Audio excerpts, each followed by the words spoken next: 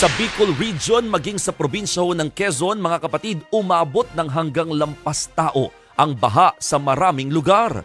Yan ang aking pampagising na balita.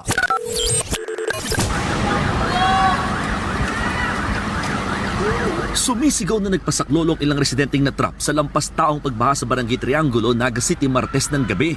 Tuloy-tuloy kasi ang pag-ulang dala ng Bagyong Christine. Kaya sa ilang lugar, lumubog na mga sasakyan dahil sa hanggang 5 talampakang pagbaha. Nagsagawa naman ng relief at rescue operations ang Angat Buhay NGO ni dating VP Lenny Robredo. Nagpagamit sila ng rescue boats para sa mga gustong lumikas. Mataas na baha rin ang naranasan sa Del Rosario, Naga City.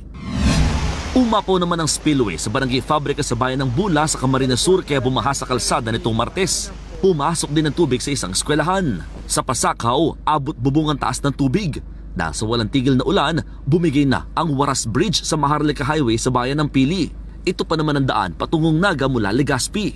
Ang isang mall naman sa Legazpi, pinatuloy na ang ilang lumikas dahil malaking bahagi ng sentro ang lubog sa baha. Hindi rin nakaligtas sa bagsik ng bagyong Albay. Sa Barangay San Francisco sa Ginubatan, rumaragasa ang tubig sa ilog kahapon. Bumaha rin sa ilang kalsada sa Barangay Marambas, Owas, Albay dahil sa pag-ulan. Nagkulay putik naman ang alon na humahampas sa Dalampasigan.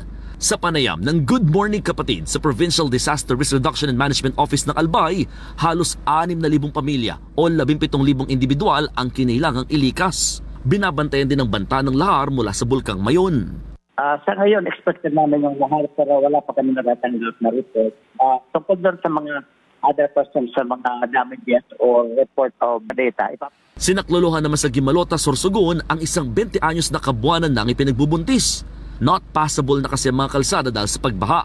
Tulong-tulong ang rescuers na siya'y buhatin para maihatid sa nag-aabang na ambulansya at madalas ospital. Hindi na rin madaanan ng kalsada sa Barangay Payapat, Tagkawayan sa Quezon. Umapo kasi ang ilog kaya umabot sa kalsada ang tubig. Ako, si Mon Gualvez para sa 1PH.